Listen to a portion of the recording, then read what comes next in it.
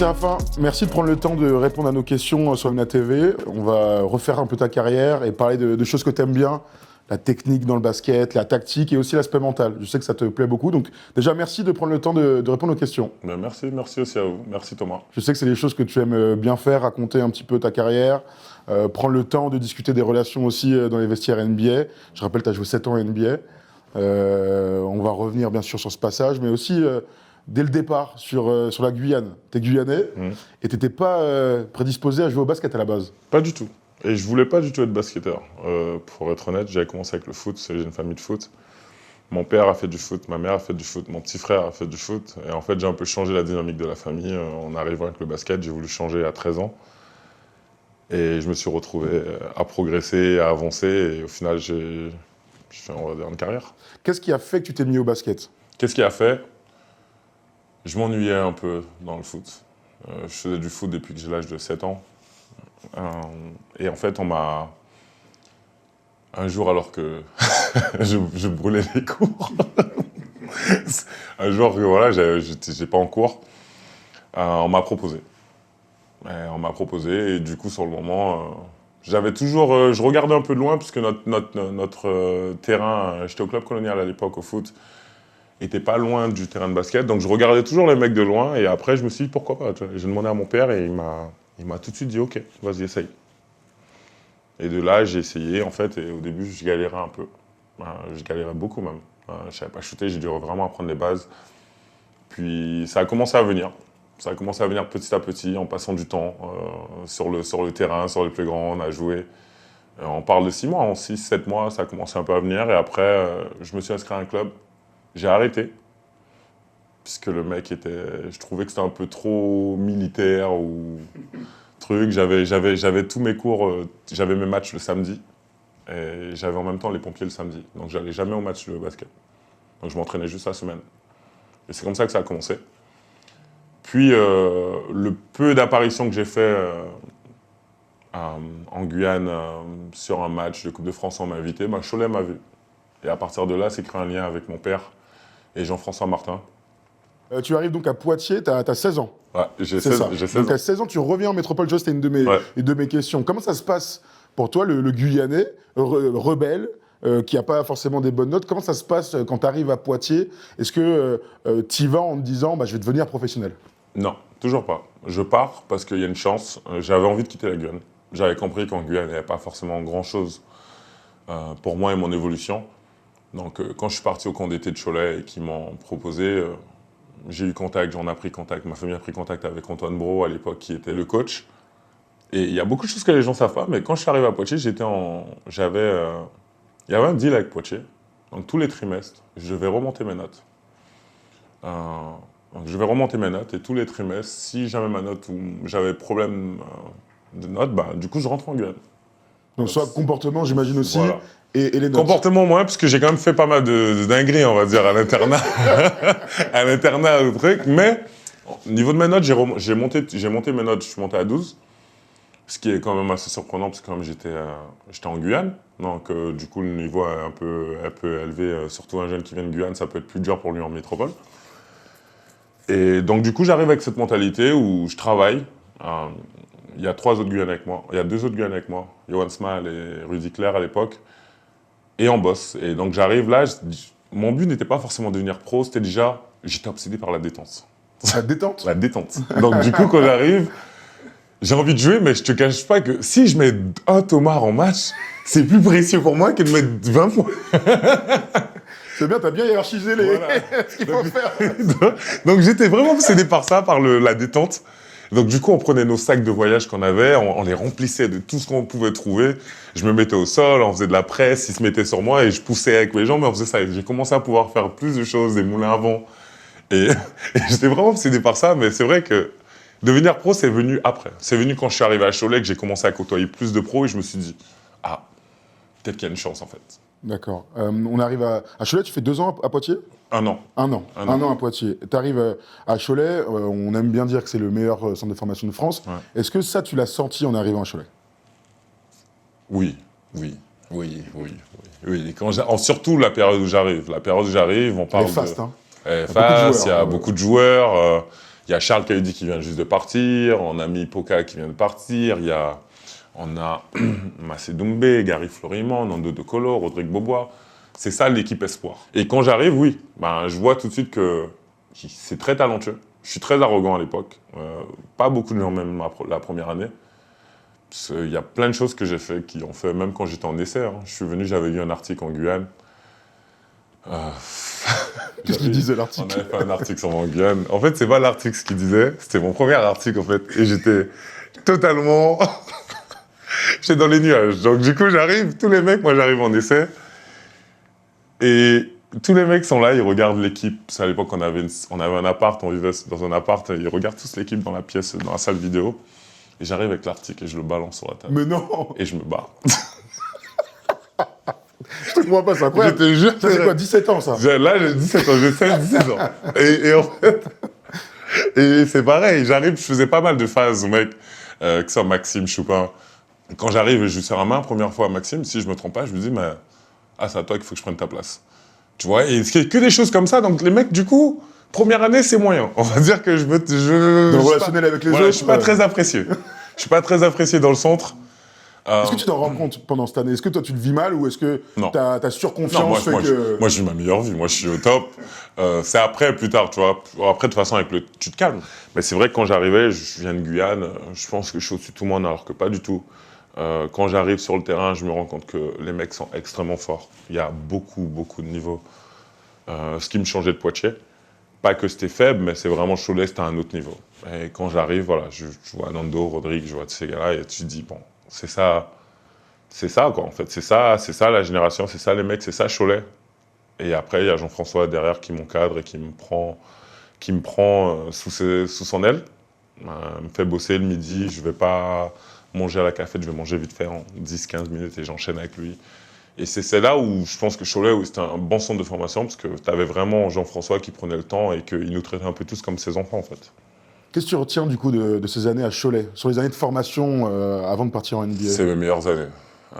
Pas mes meilleures années, mais c'est les meilleures années avant que tu sois lâché dans cette jungle, dans cette vie active, tu vois. C'est les meilleures années, tu es encore protégé, tu es jeune, tu fais un mauvais match, bon, on te tombe dessus, mais c'est pas pareil, on n'a pas autant d'attentes que les pros.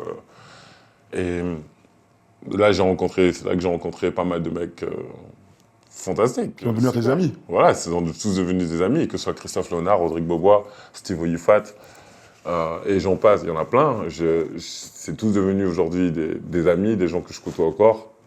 Et c'était des belles années. Tu vois, c'est là que j'ai pu, on va dire, apprendre ma personne, apprendre qui j'étais. J'ai pu développer mon jeu, parce que je suis passé de extrêmement nul à la NBA, tout ça en 4 ans.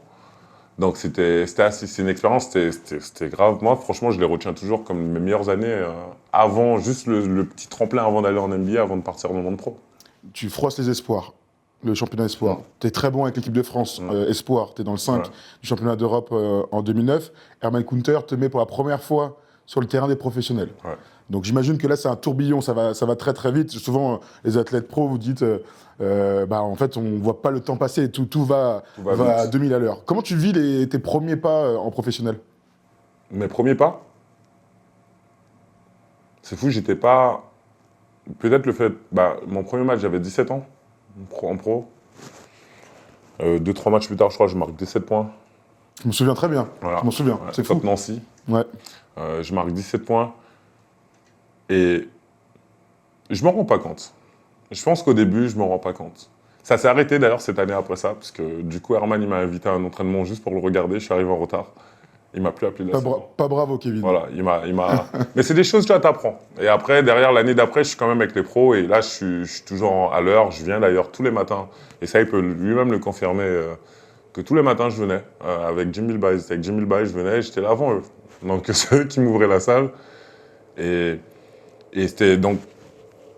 Je pense qu'à l'époque, je ne m'en rends pas compte au début. Je ne m'en rends pas compte. Je suis là avec les pros et je ne me rends pas compte encore de la chance que j'ai. C'est juste une étape. Ça s'enchaîne. Je suis content, mais je ne m'en rends pas encore compte. Et c'est quand je commence vraiment à jouer, je pense qu'on gagne le championnat de France, que je commence vraiment à me rendre compte que En fait, maintenant, je suis devenu pro, je suis plus un jeune, je suis plus considéré comme un jeune. Et après, ça s'enchaîne. Donc, je repars en NBA. Parce que je fais qu'une année vraiment en pro avec Herman, de 19 à 20. Et je me rends compte encore quand je repars aux États-Unis, je redeviens encore OK, je rentre encore dans un autre truc, tu vois. Donc, j'ai pas. T'as jamais le temps de te poser. J'ai jamais le temps, voilà, j'ai jamais le temps de regarder derrière, en fait. À chaque fois, t'enchaînes. Mais après, oui, tout est allé vite. Même, tu sais, je vais te donner un truc. Mon premier match espoir où je taffe, et c'est à Paris, je suis à Paris, Levallois, et je mets 24 points et 13 rebonds, un truc comme ça. Et là, c'est là où j'ai le plus gros moment, l'un des plus gros moments de panique de ma vie, parce qu'en fait, je fais ce match, et après ça, il y a Nike qui arrive, Jérémy arrive. En fait, c'est là que tout le monde arrive. Donc, tu dis Jérémy Madjana de Comsport, bien sûr, qui était ton agent. Ouais. Et Nike vient te renseigner. Nike vient me renseigner. Et du coup, il y a plein de choses qui se passent la semaine qui suit. Parce que tu vois, en plus, on joue le samedi.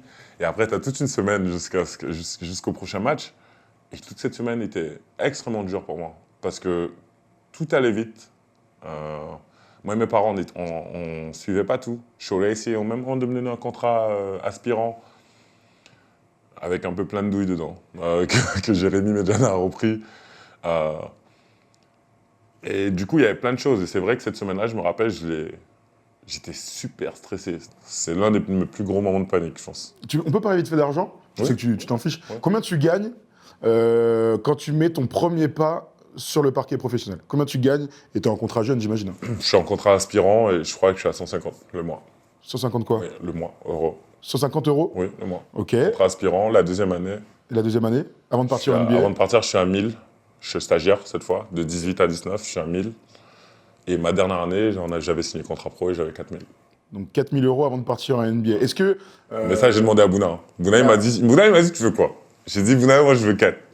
Et après, il m'a ramené le contrat, et il y avait 4, la deuxième année 6, et la troisième année 8. Et quand tu as reçu, au tout début, après on va aller en NBA, donc ouais. les sommes vont être, ça va être un truc de fou, mais quand Bouna Ndiaye te dit, bon bah c'est bon, je t'ai eu 4, là pour toi c'est un truc de ouf. Ouais, c'est un truc de ouf. C'est un truc de ouf, je suis content. Je vais enfin pouvoir finir ma fin de mois. et pas forcément dedans, à découvert. Donc je suis grave content. Et malgré ça, à l'époque, je me retrouvais à découvert. Qu'est-ce que tu faisais? Tu dépensais comment? En fait, là, c'est la première fois que tu commences un peu de toucher d'argent. Donc toute ma vie, j'ai jamais eu d'argent. Je suis jeune à l'époque, hein. Je suis même pas... Je suis à peine majeur.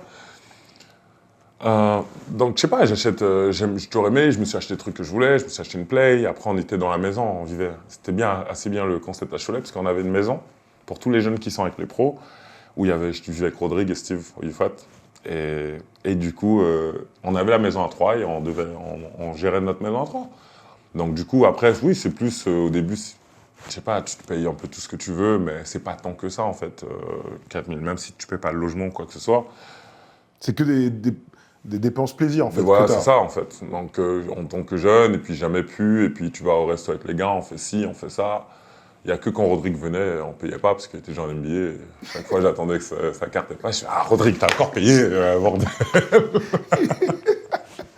Du coup, là, on arrive en 2010, tu le disais, vous êtes champion avec Cholet, vous avez une équipe de ouf. J'en parlais encore avec Thomas Larokis il y a quelques jours de ce titre qui est exceptionnel, franchement, avec une équipe. En fait, vous n'avez que des stars. Hein. Ouais. On ne savait peut-être pas encore à ce moment-là, on savait qu'il y avait des bons joueurs, mais en fait, il n'y a que des mecs qui vont aller soit en NBA, soit en Euroleague, soit. Voilà, même les Américains étaient très bons, des mecs qui ont marqué le championnat de France. Mais toi, tu es dans le processus de la draft NBA qui arrive en juin. Donc, vous êtes.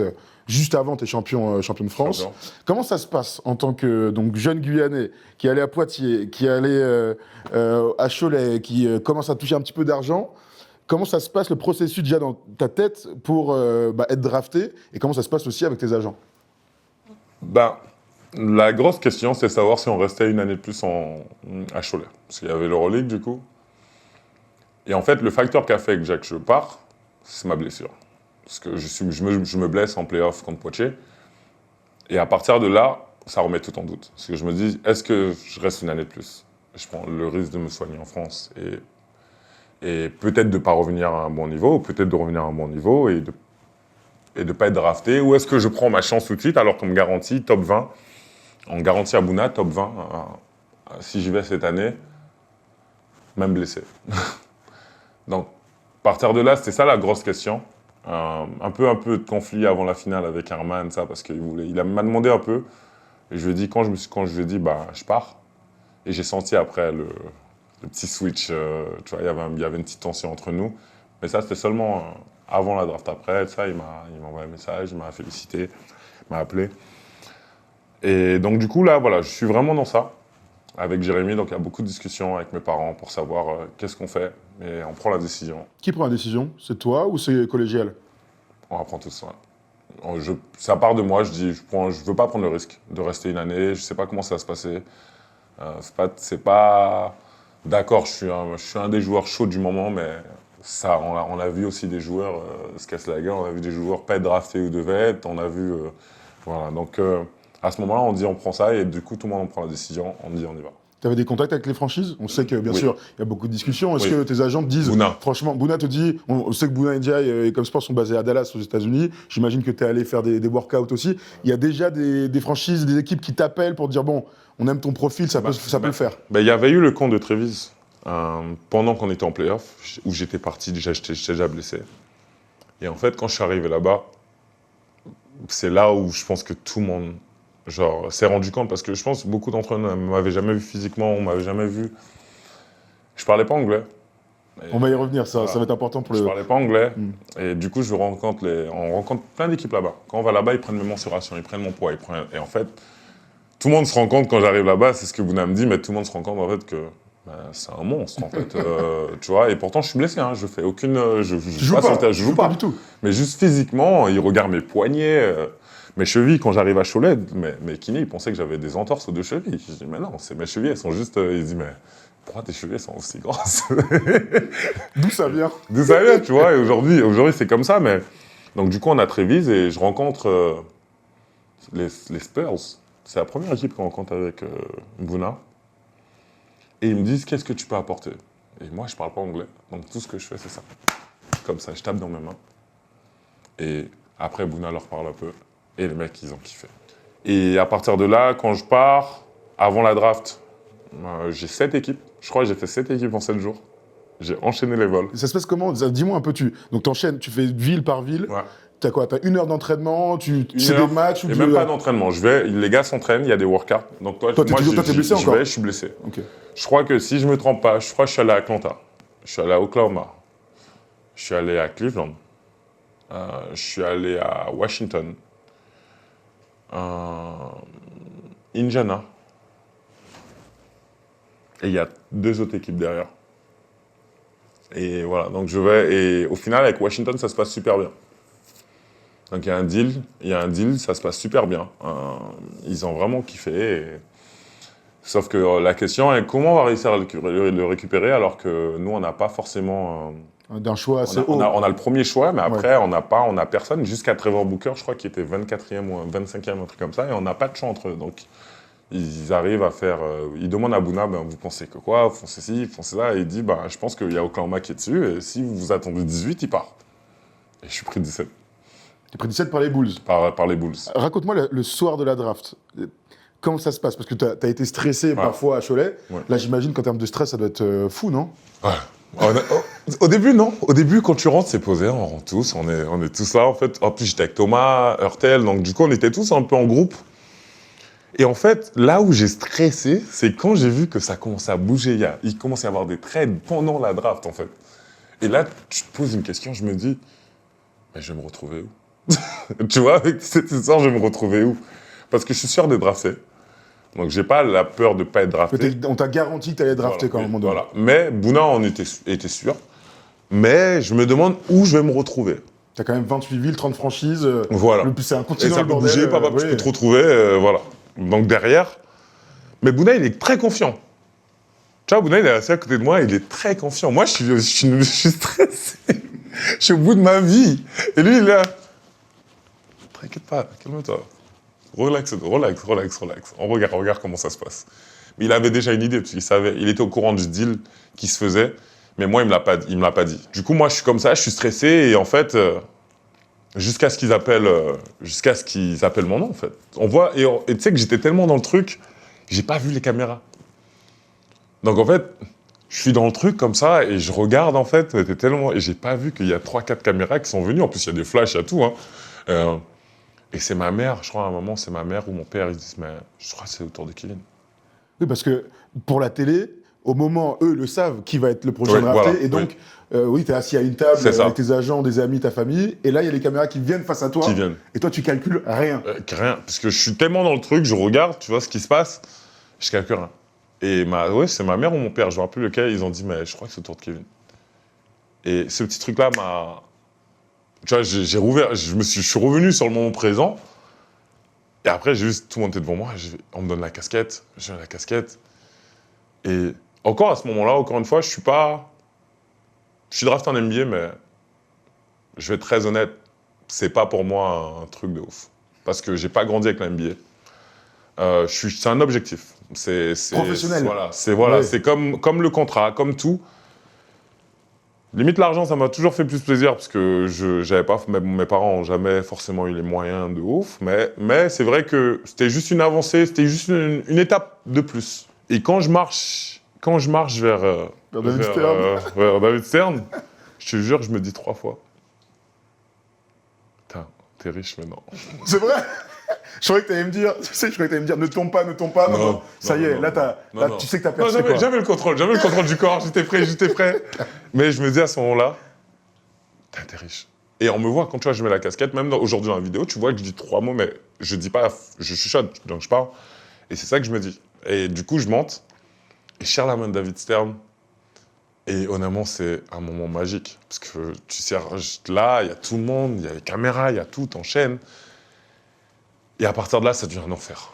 Alors dis-moi, attends, là, t'es drafté, donc 17e en 2010. Tu disais, premier choix, John Wall est drafté la même année, Trevor Booker aussi jouera avec toi. Et Amadi Ndiaye. Et tout à fait, c'est clair, c'est fou ça. Il a été très important pour moi. Bah, on va en parler. Est-ce que, là, qu'est-ce qui se passe juste après? Tu vois, t'es un jeune Français, tu déboules, t'es à New York, c'était à New York, tu vas directement à Washington.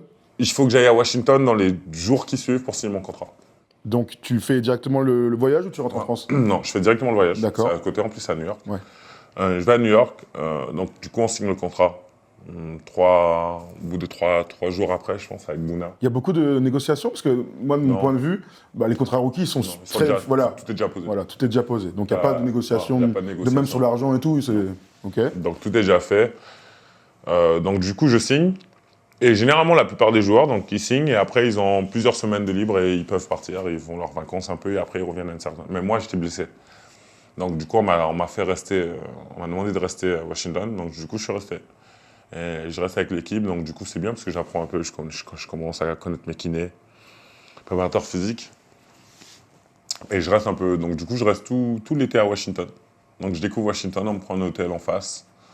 Au Monaco Washington, ça s'appelle. Je crois que c'est un hôtel, c'est juste en face de la salle. Et à partir de là, je commence la phase de rééducation où je m'entraîne. J'aime bien les trucs quand tu me racontes les histoires d'argent. C'est ton premier chèque, il arrive au bout de combien de temps? Premier en cours de saison ou est-ce que c'est dans l'été? Donc, ce que les gens, beaucoup de gens ne savent pas qu'en fait, t'es payé au premier mois de novembre. Ok, donc c'est au début de la saison. Donc, t'es drafté en juin. Voilà. On te donne un chèque d'avance, on te fait une avance, le club te donne une avance. Mon avance à moi était 60 000. 60 000 $, ok. Et en fait, la première chose que j'ai fait, c'est que je suis rentré en France et j'ai pris une maison à mes parents. À Châtenay-Malabry, où on bouge, et voilà, j'ai pris une maison à mes parents. Et en fait, j'ai tout mis, j'ai aidé mes parents, j'ai installé en gros mes parents en France, j'ai tout fait, j'ai changé les choses. Et je me rends compte que j'ai pas assez pour m'installer maintenant. Donc j'ai pas assez. Donc j'ai dû faire un prêt au début. C'est vrai? De combien? J'ai fait un prêt de 30. Prêt à la console, vraiment le truc qu'on voit à la télé, quoi. J'ai dû faire un prêt de 30 pour finir m'installer aux États-Unis avec mes parents, tout. Et après, voilà, parce qu'il faut aussi avoir de l'argent pour vivre, en fait. Faut bien manger, quoi. Faut bien manger, tu vois. Donc, jusqu'à novembre. Et on te donne un peu d'argent au training camp. T'as une semaine, t'as les prédiem, t'as les trucs, donc tu reçois un peu d'argent. Les training camps, ils durent quoi? Une semaine où on est éloigné, et après, tout le reste de la off-season, tout le reste du training camp, on le finit avec la pré-season, quoi, là, je veux dire. Ça me régale. Du coup, on est dans ta saison rookie. Sur tout l'aspect du jeu, on t'en a déjà beaucoup parlé avec moi ou chez First Team et tout ça. Moi, j'ai vraiment envie que tu me racontes comment ça se passe pour toi, l'homme. Donc, tu parles pas anglais, t'arrives, il y a donc une nouvelle ville, une nouvelle équipe, une société totalement différente et un nouveau coach aussi. Ouais. Comment ça se passe un petit peu ton adaptation à la fin d'année? Bah, j'arrive, je parle pas anglais, ça, on est d'accord. Tu prends des cours ou pas? Je prends des cours. Ils me mettent un mec qui s'appelle Harry. Je me souviendrai toujours de lui, parce qu'il m'a toujours fait rigoler, parce qu'en fait, c'est un mec qui a rien à voir avec le basket. Je pense qu'ils l'ont attrapé au front office. Ils lui ont dit, toi, t'es français, viens, tu vas être le traducteur pour le joueur. Sauf que, on a plein de systèmes, et on a plein de noms, d'appellations en anglais, en fait, et lui, il me dit vraiment le mot, en fait. Quoi, en français?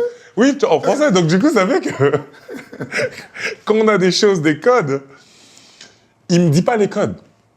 Genre, tu vois, limite, je sais pas, pour te donner un exemple, si le mot c'est frigo pour un couple, il va me dire ouais, réfrigérateur, mais je dis mais ça veut dire quoi? Je fais, c'est quoi en fait? Donc du coup, on se retrouvait toujours, jusqu'à ce qu'Amadi devienne un peu ce traducteur. Quand Amadi est revenu, puis ça c'était au tout début. Harry, il était là quand il y avait personne avec moi, il y avait le coach, j'étais juste avec les coachs, je faisais des choses, il me traduisait. Donc des fois sur le terrain, je disais mais. Je lui dis, par exemple, ils vont me dire, ouais, sur ça, on travaille sur le ice. Ice, on envoie plus ligne de fond, on fait des trucs. Et lui, il va me dire, ouais, glace. Je lui dis, mais c'est quoi glace? C'est quoi la différence entre les deux, quoi? Ouais, c'est quoi, en fait? Et il me dit, mais je sais pas, il m'a dit glace, il m'a dit ice. Je dis, et c'était un peu ça au début, tu vois. Parce que lui, il n'était pas du tout basket. Non, C'était un pas gars de du tout. bureau. C'était un gars des bureaux qu'ils ont pris et qui. Donc, du coup. C'était comme ça au début. Et après, quand Amadi est arrivé, training camp, Amadi m'a beaucoup aidé. Et honnêtement, de tous les joueurs, c'était pas un vétéran, c'était un jeune comme moi, mais il m'a beaucoup aidé. Et c'est pour ça que c'est quelqu'un que je serai toujours reconnaissant parce qu'il m'a beaucoup, beaucoup aidé. T'as quoi comme exemple? Quoi, au quotidien? Sur l'anglais, il était toujours à côté de moi, il traduisait avec moi. Il m'a empêché plus d'une fois de casser la gueule à Javal Magui ou à André. Parce que j'ai toujours été, je me suis calmé avec le temps, mais j'ai toujours été un peu teigneux, j'ai toujours été un peu le mec. J'ai jamais eu peur de la baston, des trucs comme ça, tu vois, donc j'ai toujours. Mais t'es avec ton corps en même temps. C'est dommage voilà. d'avoir peur. Donc avec tous ces mecs-là, la première année, on avait que des mecs comme ça, on avait que des bullies, que des trucs. Il y avait qu'André Blatch. André, t'aimes l'argent, André me mettait bien à chaque fois. Une fois, il m'a donné 100 euros. Il m'a dit, écoute, on est dans le bus, je te donne 100 euros si tu vas chercher mon headphones. Écoutez bien, headphones. Je parle pas anglais, frère. Je pars dans le vestiaire. Je ramène un iPhone. Parce qu'il y avait un iPhone. Il avait un iPhone, je pense qu'il avait un iPhone qu'il gardait dans son vestiaire, on sait. Bon. Voilà. Et du coup, je ramène l'iPhone. Et il m'avait déjà donné l'argent. Et il me regarde, il dit, yo, bro, c'est headphones. Je dis, et j'avais toujours pas compris. J'étais là, headphones. Et après, il me monte sur la tête de Nick. Il me dit, this is headphones. Alors, je fais, ah! Tu fais un casque? Ouais, c'est juste à côté du iPhone. Ouais. Mais j'ai pris le iPhone sur le moment, tu vois. Ouais. Mais j'ai gardé les 100 euros. Et il a pas eu son. Il en a acheté en road trip. Mais il a pas eu son casque, mais il m'a quand même donné les 100 euros. Et il avait un peu là, jusqu'à moi. Et il y a plein de choses comme ça, tu vois. Il me donnait à chaque fois, il me demandait un service. Il me donnait de l'argent. Donc du coup, à chaque fois, je faisais des trucs, j'allais rechercher, ou même avec, quand il est venu avec nous, c'est Rashard Lewis, il me mettait bien. Rashard Lewis qui avait signé un énorme contrat à l'époque, un des plus gros, 120 millions, et c'était à longtemps, voilà, sur 7 ans. Et il mettait extrêmement bien, Rashard, parce qu'à chaque fois qu'il avait ses prédits, moi j'étais assez à côté de lui dans le truc. Une fois, il a son prédit, on part en déplacement, donc c'était 2000 et quelques.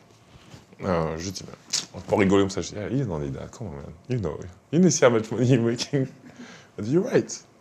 Il m'a donné l'enveloppe. Il t'a donné une enveloppe de $2000. $2000, il me l'a donné comme ça. Il a pas bégayé. Il l'a fait 2 fois. Et la troisième fois, il m'a dit, ah, calme-toi. J'ai essayé jusqu'à ce qu'on me dise non. Tu vois. Mais c'est vrai que le rapport de l'argent, quand on parle d'argent, en NBA, tu le perds. Tu perds parce qu'en fait, il y a tellement de sommes et il y a tellement. Moi, au moment, au moment, tu rentres dans un monde où, en fait, il y a juste des sommes astronomiques, tu vois. Une fois, on a eu la chance de voir la fiche de paie de Rashard, et c'était incroyable. Moi, Tu te rappelles, c'était oui, bah, je n'oublierai jamais.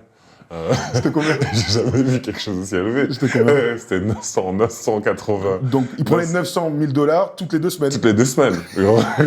C'est que moi, ça m'a déprimé. En fait, à partir de ça, je me suis dit, mind your business. Alors, regarde pas, va pas chercher en fait, parce que c'est pour ça qu'Instagram c'est une source de dépression pour beaucoup de gens, parce que tu vois beaucoup de gens qui réussissent, en tout cas qui prétendent avoir réussi, et ça déprime des gens qui réussissent pas ou qui galèrent en fait. Et moi, quand j'ai fait ça, je suis sûr, ça m'a servi de leçon. C'est la dernière fois de ma vie que j'ai regardé la fiche de paie d'un mec qui est au-dessus et qui a un contrat au-dessus. J'ai plus jamais fait. Genre, quand je l'ai vu, j'ai fait waouh.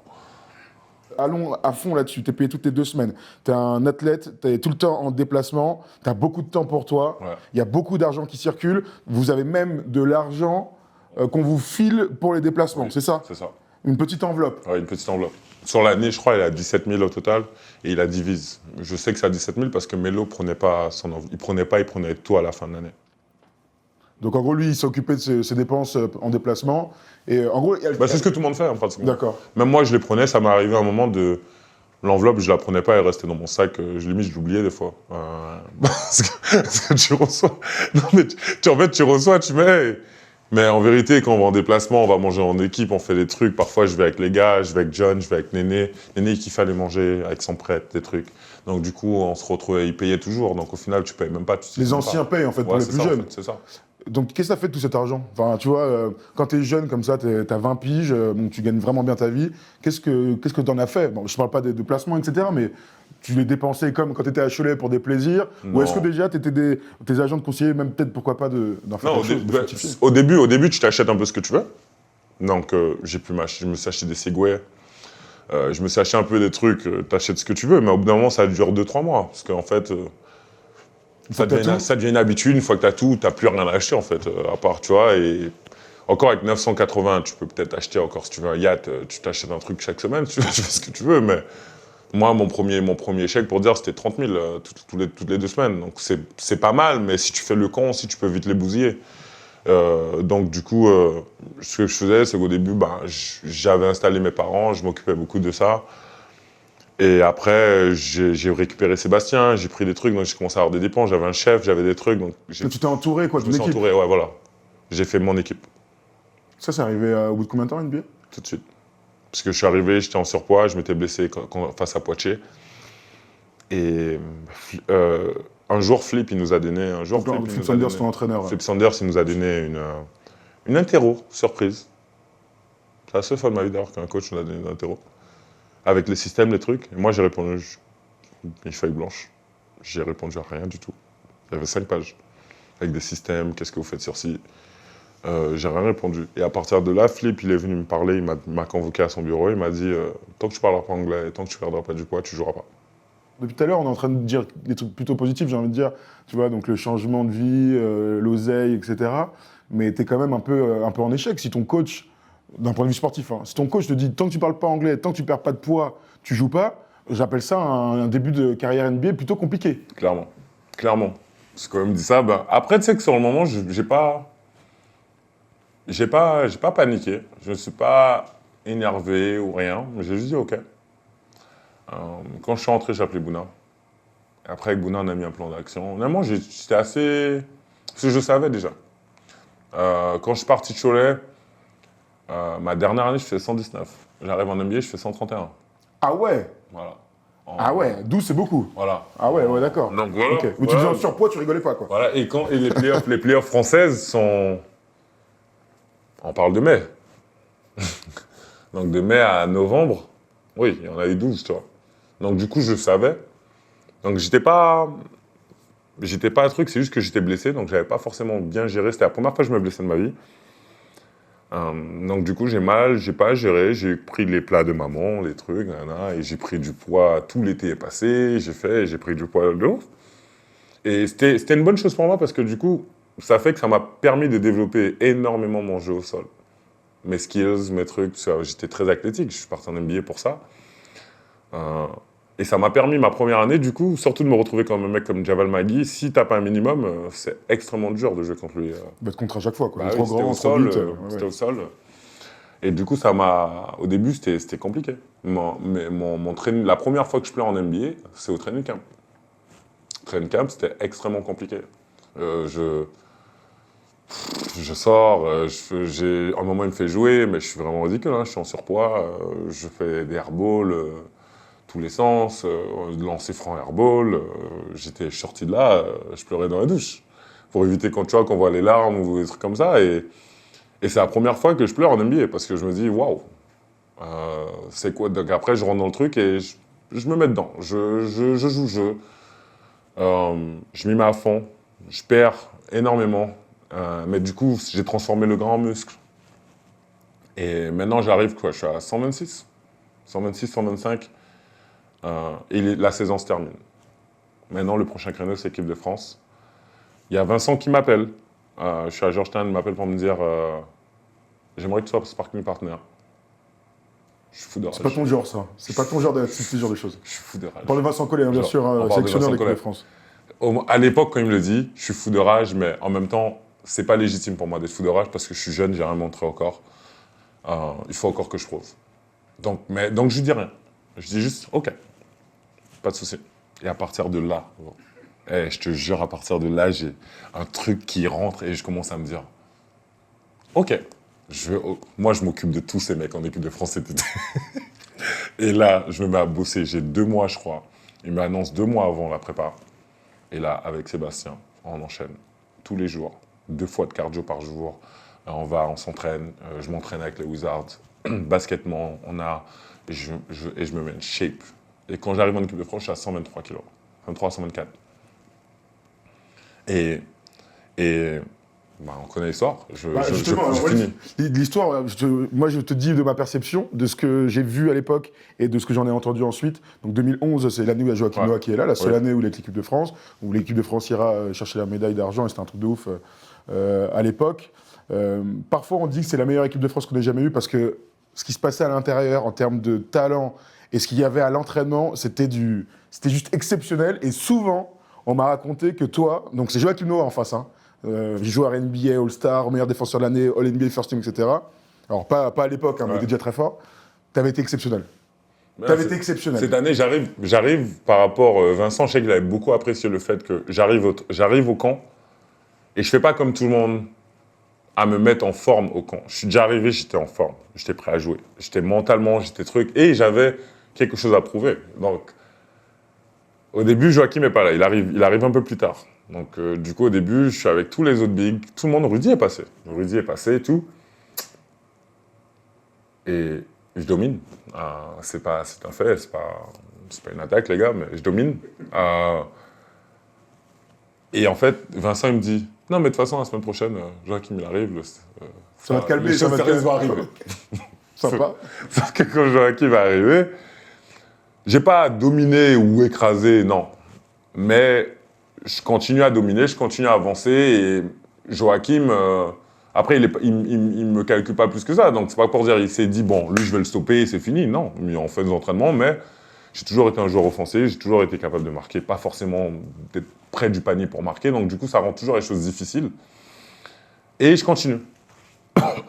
Et jusqu'à ce que, de ce que j'ai entendu, parce que je sais pas vraiment qui a pris la décision, mais les cadres se sont réunis. Nico, Tony, Boris, tout le monde. Et ils ont vu Vincent pour me garder, en fait. Et c'est vrai que oui, quand je suis arrivé, j'étais prêt. Derrière, j'enchaîne aussi, je suis là l'année d'après, tu vois. Mais c'est la première année, c'est comme ça que ça se passe. On va au JO avec Joachim. Plusieurs fois, il y a des fois où j'ai montré à Joachim, il est venu me voir et j'étais très surpris. Il est venu me voir pour me demander comment je faisais pour avoir des mains sur certaines choses. Donc du coup, on était à Vilnius ou je sais pas où, on était derrière sur un terrain d'art, je lui montrais des trucs, des exercices et tout. Et c'était une vraie expérience. Et Joachim, c'est dommage qu'il a jamais voulu revenir parce que c'est quelqu'un que j'ai beaucoup apprécié. C'est vraiment quelqu'un d'intéressant. C'est une personnalité un peu à part. C'est un personnage vraiment atypique. Et en fait, c'est appréciable. Autant quand tu joues pas avec lui, Tu me disais que quand Il est vous chiant, ouais. vous croisiez sur les terrains NBA, t'appelais le Frenchie, Il va French. alors que le gars est français, quoi. À Rio, on s'est croisés, je crois. L'année d'après, on est parti à Rio. Et on a joué les Wizards contre les Chicago. Il était là. Il y a eu le lockout et après ça. L'année d'après, il... Hey, Frenchie. Je dis, mais Joachim, t'es français, c'est arrête de m'appeler Frenchie. Il dit, comment, mais t'es Frenchie. Et ils n'arrêtent pas. Ou tu essayes, surtout quand c'est bien entendu en équipe de France. Donc moi, je me dis, ok, c'est cool. Je vais avant le match. Je lui serre la main, il est au sol, il se fait tirer par son kiné. Il me dit, hey, I don't talk to people that play against me before the game and stuff. Je dis, quoi? Alors, généralement, entre vous, les Français, vous êtes toujours là à discuter un peu, Il dit, je parle pas aux gens contre qui je joue avant le match. Je dis, va te faire enculer, gros. Désolé. Et gros, j'ai désolé. Les choses sont dites, hein. C'est ça qui est sorti. Je dis, gros, il m'a regardé, il a rigolé, je suis parti. C'était comme ça, tu vois, parce que je dis, mais... Et en fait, après, tu comprends un peu, tu vois, sa mentalité, et même quand tu vois des gars comme Kobe, des trucs, c'est ça, en fait, leur mentalité. Joachim, c'est vraiment un mec comme Russell Westbrook. Un mec avec qui tu joues, ou Paul Pierce, ils vont te donner truc, mais une fois que tu joues contre eux, il n'y a plus... après le match, si tu veux. Mais en tout cas, avant le match, ces trucs, les mecs sont dans leur truc, genre. Et ça, c'est une autre mentalité encore. Et je l'ai appris au fur et à mesure avec certains gars, tu vois. Tu parlais de tes relations, ça m'intéresse, parce que je te connais. Parfois, ça a été conflictuel avec certains. J'imagine qu'il y a des grosses différences entre un vestiaire de Pro A ou un vestiaire de NBA. Ouais. C'est évident. Quelle différence tu ferais, là, comme ça, sur les personnalités ou sur les relations avec les uns et les autres? Déjà, dans un vestiaire NBA, t'as beaucoup de monstres. Et en fait, il faut comprendre que tout le monde a un ego super dimensionné. Tout le monde a dû taffer à un moment de sa vie et a dû être d'agaille pour être là. Donc c'est vraiment une autre atmosphère. Ou la proie, tout le monde n'a pas forcément... Il y a des joueurs, ils viennent par rapport à des rôles, des trucs, et ils n'ont pas forcément taffé de ouf à des endroits où ils étaient juste au collège et ils n'ont pas fait des trucs de ouf, mais ils se retrouvent là, aujourd'hui, ils sont forts. Bon, alors qu'en NBA, c'est une autre atmosphère. Tous les mecs ont fait quelque chose, tout le monde a un minimum taffé ou violé quelque part pour être là. C'est vraiment différent. Et donc, du coup, comment tu as réussi à t'intégrer dans le vestiaire des Wizards? Tu disais tout à l'heure, il y avait des personnalités de toutes sortes, des mecs des grandes gueules aussi, etc. Comment tu as réussi à t'intégrer dans ce vestiaire-là? Au début, je pense qu'ils font un peu comme tout le monde. On m'a testé. Ils sortent pas mal de choses. Comme quoi, par exemple? Non, que ce soit Al Horton qui te donne tous ces trucs. Moi, je me suis pris la tête avec lui une fois. Parce que tu étais rookie, donc du coup, tu avais un vétéran, tu devais t'occuper d'un mec. Pas forcément, mais tous les vétérans, dès qu'ils te demandent un truc, tu dois respecter t'as des vétérans cool comme André. André, il m'a pris, il m'a emmené dans Washington. Il m'a emmené, on est sorti, il m'a montré des endroits. C'est la première fois que je suis allé au strip club aux States, c'était avec lui. Il m'a montré, et c'était un bon vétéran.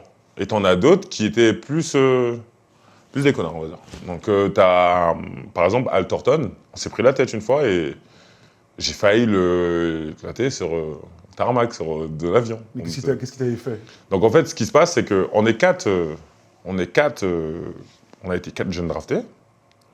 Donc, John Wall, Trevor Booker, Ahmad Ndiaye et moi.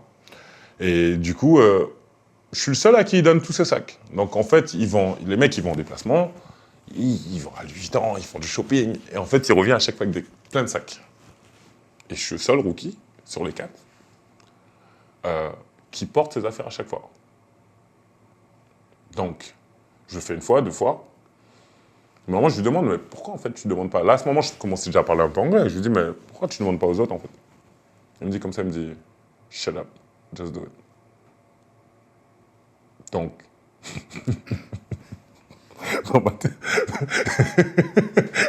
on est dans l'avion. Et ce soir-là, le plus fou, c'est qu'on est dans l'avion, on vient juste d'atterrir. Il y a Gilbert qui est totalement défoncé, bourré. Gilbert Arenas, hein? Gilbert Arenas, totalement défoncé, qui est en train de crier. C'était juste avant qu'il parte des Wizards, donc il était en conflit avec le GM. Il est en train de crier des trucs devant, que le GM entend derrière. Et c'est totalement un bordel dans l'avion. On va pour sortir, donc l'autre il me dit, ouais, prends mon sac. Je dis, mais je prends pas ton sac. Je lui dis, pourquoi il n'y a que moi? Il me dit, ouais, shut up, dude. Je dis, ok. Il est à côté de moi. Donc, tu vois, je me lève, je le regarde, je dis, bon, viens. J'attrape son poignet et je commence à le tirer vers la sortie. Il me dit, yeah, ouais, on va où? Et tu vois, je le tire comme ça, mais il tient les sièges et tout. Je le tire, je dis, viens, on va. Alors, derrière, derrière, il me dit, je lui dis, no, I'm going to whoop your ass. Vas-y, on va dehors. On va dehors tout de suite. Il me dit, non. Et là, c'est Gilbert qui se met devant moi. Et Gilbert, il me dit, ah, tu vas taper personne ce soir. Calme-toi. Mais il est bourré, hein. Et c'est toute une scène incroyable. Et là, je me calme.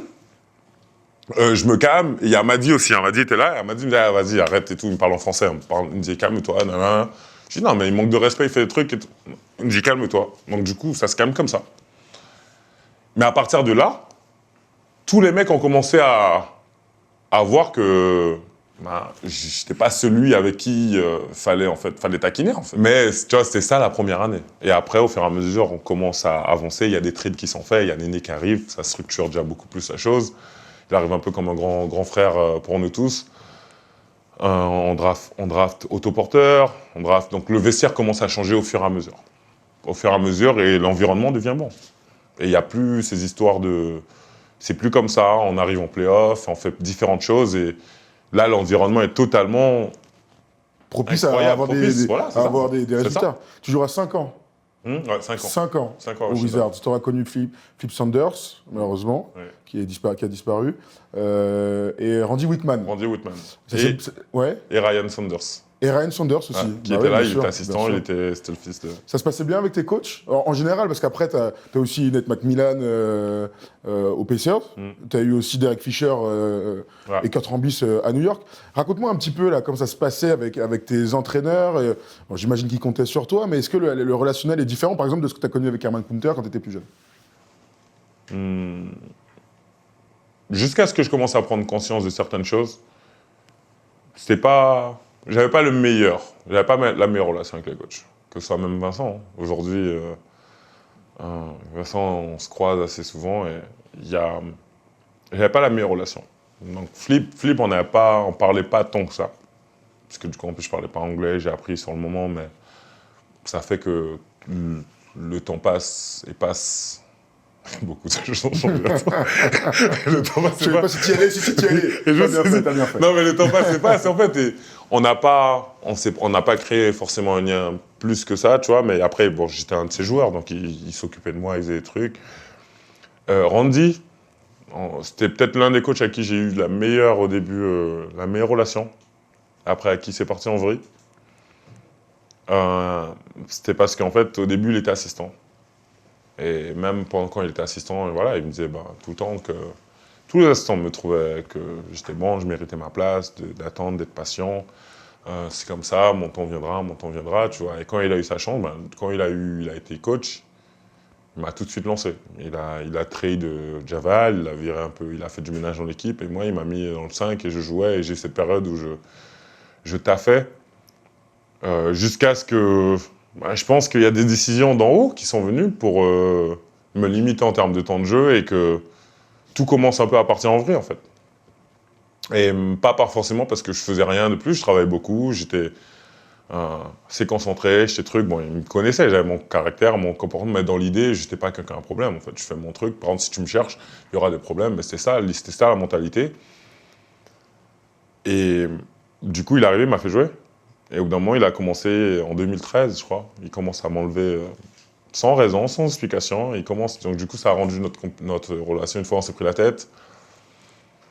Il m'a viré de l'entraînement. Et c'est la deuxième fois que j'ai pleuré en NBA. Dans le vestiaire, il n'y avait pas les joueurs. Il m'a viré, je suis parti et j'avais des larmes. Et il y a Tommy Shepard qui est arrivé, qui est le GM d'aujourd'hui, qui m'a mis une serviette sur la tête, tu vois.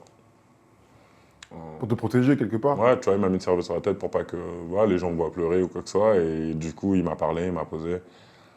Et ça arrive et tout. Et que voilà, c'est pas la fin. Je suis encore jeune dans ma carrière. Il y a plein de choses qui vont se passer. Du coup, voilà, c'était comme ça. Et après, Randy, il m'a fait jouer. Il y a eu des hauts, des bas, des hauts, des bas. Dans l'idée, on n'est pas... Je l'ai recroisé quand j'étais à Indiana. Et j'aurais aimé, moi, tu vois, avoir plus d'infos. J'aurais aimé parler avec eux et savoir, en fait, mais pourquoi, en fait? Pourquoi, à certains moments où je pensais que j'allais décoller, où ça allait péter, en fait, pourquoi tu m'as remis sur le banc? Alors que je faisais rien, forcément, pour être sur le banc et j'étais pas... T'as jamais eu cette discussion avec lui? Non, j'ai jamais eu cette discussion. T'aimerais l'avoir? Ouais, j'aimerais, tu Ouais. vois. Et ensuite, je suis parti à New York. Derek, ben, il était motivé. Ben, c'était censé être une bonne chose. Il m'a appelé, même à la signature. C'est ça, parce qu'à l'époque, quand je vais à New York, j'ai Washington qui me repropose un contrat. Il me repropose un contrat à la baisse à 3,3 millions. Et après, j'ai LA, les Lakers et New York, les deux qui sont chauds. T'as que des trucs de prestige, quoi. Voilà. Des clubs de Sauf prestige. que les Lakers, à ce moment j'avais changé, j'étais avec Rich. Les Lakers, ils disent clairement à Rich, ils disent s'il veut venir, il vient. Et on a la place, on a le truc. Voilà. New York, ils s'investissent. New York m'appelle. Je parle avec le GM, Steve, je parle avec Jerry qui m'appelle. Ils sont vachement investis, ils font tous les efforts. Ils m'appellent, ils m'invitent à New York, je vais là-bas, je m'entraîne, tu vois. Évidemment, il y avait donc j'ai penché, je suis parti à New York. Et en fait, ce qui s'est passé avec Derek, ça a bien commencé parce que je pense qu'il me voyait dans ses plans. Je pense que son plan à lui, c'était on fait jouer Robin. Robin Lopez. On fait jouer Robin, on le fait jouer. Et derrière, il y a une place à prendre j'étais entre moi, entre Cal, Lou Admitton et moi. Mais je sortais des playoffs, comparé à Cal qui était à Orlando, je crois, juste avant. Il avait déjà, il pensait que j'allais prendre naturellement le dessus et que j'allais être la deuxième, la rotation. Sauf que je suis arrivé en surpoids. Par rapport à Tu t'es rebaissé? j'étais en forme, tout Ouais. mon séjour, tout mon temps et je suis arrivé en surpoids par rapport au fait que j'ai rien fait de l'été parce que mentalement, je voulais pas quitter Washington. C'était un crève-cœur pour toi de partir, quoi. Voilà. Mais j'ai dû prendre la décision et je voulais pas quitter Washington. Et à partir de ce moment-là, en fait, tout l'été, je m'embrouillais avec Sébastien. C'était l'un des étés les plus compliqués qu'on a eu. Ça a été 2015, hein. Dès 2015. Je me souviens de ça, on parlait de toi-même en équipe de France, et finalement, tu as fait le choix de rester à Washington. Ouais. C'est celui-là, hein. Ouais. Tu sais que je me souviens très bien, on se disait, mais... Donc, moi, je suis dans le basket depuis toute ma vie, et on disait, mais Kevin Serafin, avec ce qu'il a fait sur la dernière campagne, de ne pas le revoir, c'est un gâchis. Et à l'époque, on se disait, mais gros, pourquoi il reste à Washington? Pourquoi personne ne comprenait ta décision de rester là-bas? Alors, officiellement, c'était pour t'entraîner, mais quand je t'entends avec le recul, c'était pour d'autres raisons, en fait. Il y avait l'entraînement, parce que mon équipe aussi m'avait mis un peu... Ernie, le GM, m'avait clairement fait comprendre que c'était mieux pour moi de rester. Ce qui était marrant, c'est que Randy Woodman, et je pense que le fait que je ne sois pas parti en équipe de France, ça l'a un peu saoulé. Parce que d'ailleurs, c'est l'été d'après, en 2013. On parlait de 2015, mais en 2013, c'est là où j'ai refusé d'aller. D'accord. Et je pense que ça l'a un peu saoulé. Et du coup, on le voit sur la saison, il ne me fait pas jouer, même quand j'arrive au début, il ne me fait pas jouer au début. Mais il ne sait pas que j'ai eu la conversation avec... C'est ça le plus fou, c'est qu'on n'a pas eu tous cette conversation. J'ai eu des conversations, mais avec J'ai pas eu une conversation où tout le monde est dans la pièce et on est tous d'accord, en fait. C'est Ernie qui me convoque, qui me fait comprendre que c'est mieux pour moi de rester. J'ai de l'autre côté Randy, je le vois plusieurs jours plus tard, qui me dit que lui, il croit aux équipes nationales et que c'est mieux pour moi d'y aller, là. Mais il sait pas que j'ai eu la discussion. Pour moi, encore une fois, je me rends compte plus tard qu'ils savent pas, en fait. Et alors que c'est Ernie qui m'a parlé, j'étais dans son bureau, je me rappelle encore, je voyais d'ici, je vois encore le Starbucks, il avait une fenêtre, il habite dans le Verizon, il avait un bureau avec que des vitres, et je voyais encore, tu vois, tout dehors, c'est trop beau. Et je me rappelle, quand il me l'a dit, tu vois, et je me suis rendu compte plus tard, en fait, qu'ils s'étaient pas accordés, les deux, en fait. Donc du coup, le coach et le GM, les deux avaient un truc différent, sans savoir vraiment ce que l'autre... ce que pense. Ernie ne savait pas que Randy était favorable à l'équipe nationale et Randy ne savait pas qu'Ernie préférait que je reste là cet été. Donc c'était un peu, tu vois, c'était un peu bizarre. Et j'avais rencontré Vincent, il y avait plein de choses. Et je refuse. Et derrière, quand je refuse, j'avais eu aussi quelques petits problèmes aux Jeux Olympiques avec Rudy Nelom ou des trucs comme ça. Donc il y a plein de choses qui sont rentrées en compte où je me suis dit, mon équipe veut pas que j'y aille. J'ai eu des problèmes avec Rudy ou des trucs, des petites embrouilles. En gros, est-ce que j'ai envie vraiment de me retrouver dans cet environnement? Est-ce que j'ai vraiment envie d'y aller? Est-ce que j'ai vraiment envie? Et j'ai pris la décision de ne pas y aller. Tu regrettes? Oui, clairement. Est-ce qu'on peut pas penser que c'est même un peu la bascule de ta carrière? Parce que, Clairement. après, on va parler de ton profil et des pivots, parce que tu as plein de trucs à raconter, c'est passionnant, mais mine de rien, ta carrière, elle est super courte et tu as été malheureusement blessé. Bon, pour ceux qui ne le savent pas, donc après 7 ans de NBA, tu as joué avec Barcelone et tu n'as pas pu jouer. Ça fait des années maintenant que tu n'as plus le droit de jouer, même, à cause de ta blessure. J'ai l'impression que ça, c'est un peu un moment charnière. Oui, c'est clairement un moment parce que c'est là, en fait. C'est là où l'année d'après, je joue moins. Je commence très bien la saison. Je commence super fort sur les 10 premiers matchs. Je crois que je suis à 16, 17 points, 18 points de moyenne. Les 2 premiers matchs commencent avec Boston, je taffe. J'enchaîne très très bien au début. Et oui, j'arrête de jouer un moment. Et oui, au fur et à mesure du temps, je me rends compte que cet été, genre, mon coach NBA n'a pas apprécié. Il n'a pas apprécié que je reste là ou pas aller en équipe de France. Ça me met du coup en conflit un peu avec la Fédé. Du coup, en fait, de ça, je suis sorti, je suis plus avec Jérémy Bouna. Donc, j'ai plus d'accroche en Oui, France. parce que tu sors de Com Sport pour aller chez Clutch Sports, Voilà, Rich Paul, l'agent de C'est ça, en LeBron fait. James. Et je suis plus avec Jérémy Bouna, donc du coup, j'ai plus vraiment d'accroche, j'ai te plus retrouves seul, vraiment en de fait, sauveur nulle part, en fait. Ouais, Je ouais. suis juste tout seul, en fait, comme contre tout le monde.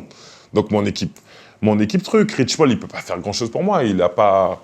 Donc, et je me rends compte, à partir de là, que je suis vraiment tout seul. Genre, en tout cas, soutien français, j'ai plus rien. Genre, et c'est là, oui, que ça devient, mais malgré ça, j'arrive à reprendre, ce truc. Et là, c'est la première fois que je demande le trade. Et il me refuse. Et Ernie dit clairement à Rich que si j'ai pas un joueur comme Dwight, je ne laisse pas Kevin partir. Donc on se dit d'un côté, ben, c'est qu'il y a une valeur, il y a quelque chose. Et au bout d'un moment, mentalement, avant qu'on arrive en playoff et tout, à un moment, la fin de l'année 2013, je crois que je suis dans le trou. Parce que même mentalement, j'arrive plus à jouer au basket, j'arrive plus à faire des choses. Il y a mes vétérans, Al Harrington, je crois, qui est là, et tous les gars, ils essaient de me motiver, de me dire, Ernie Granger, il cherche à parler à John, à truc, à demander, mais comment je fais pour récupérer Kevin? Et oui, clairement, ça m'a... À un moment, je me retrouve seul et, tu vois, je suis vraiment dans un trou, je suis tout seul dans mon trou, en fait. Et là, non seulement ça, je te parle pas, mais j'ai l'autre côté, j'ai les Français, en fait, qui appuient sur mes réseaux, sur mes Mais t'as trucs, une mauvaise partout. réputation à ce moment-là. Ouais, hein, à ce clairement. moment-là, je me fais descendre de partout. Et je suis tout seul.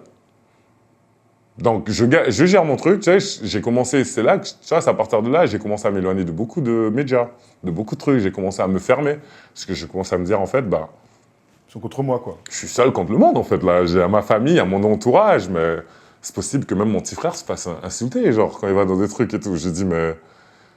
Donc, à partir de là, oui, j'ai commencé à me refermer avec ma famille, j'ai commencé à truc, à moins être, le média avec qui j'ai gardé contact, c'était Erwan, c'était vous, et j'ai commencé à plus parler à m'éloigner de pas mal de gens, de faire des trucs. Et à partir de là, ça change toute la dynamique.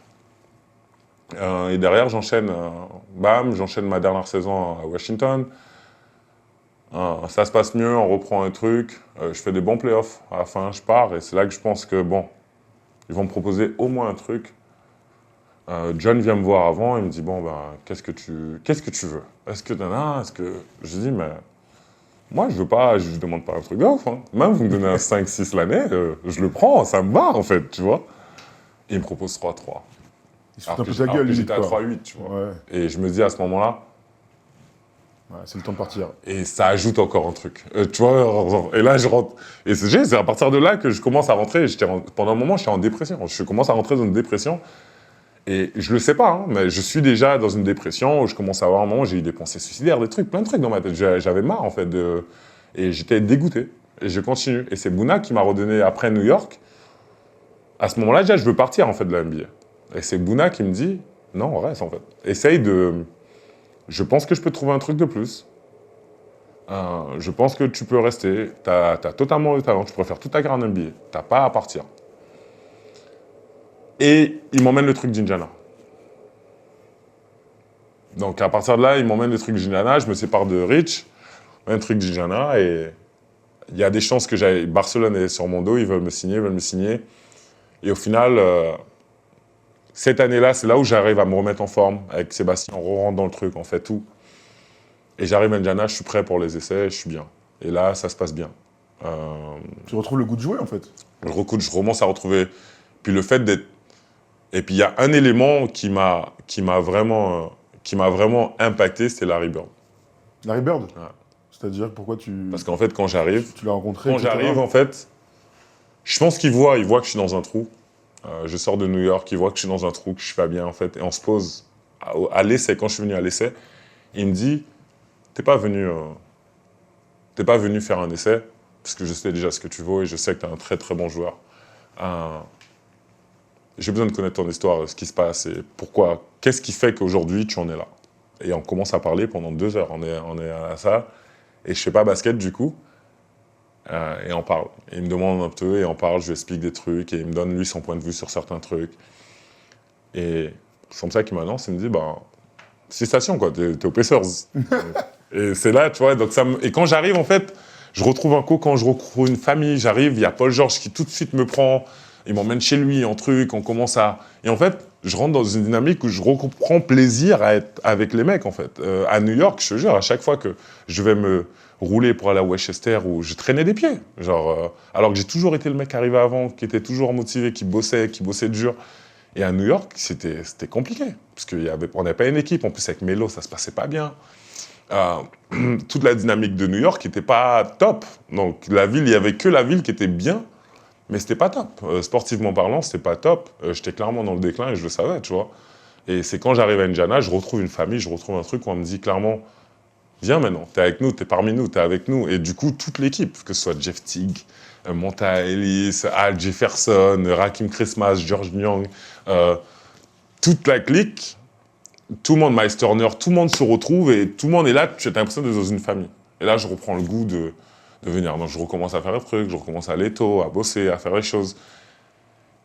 Et donc, du coup, je me dis, OK, enfin, il y a un truc, je peux rebondir, ça va se passer comme ça. Fin de saison, playoff, je pense que j'aurais pu jouer plus. Mais il y avait déjà du monde, il y avait déjà des choses, je me suis retrouvé. C'est une belle équipe, hein, voilà. clairement. En finale de voilà. conf et tout. Mais je me dis, écoute, c'est bien, j'ai une deuxième année. Et tout, deuxième année, je vais confirmer. Al Jefferson, il sera sûrement pas là la deuxième année, il y a plein de choses. Donc il y a Miles, on sait que c'est le projet du club, ils veulent le faire monter. Dans l'été, il y a... Et là, je suis en équipe de France, donc je retourne dans l'équipe de France.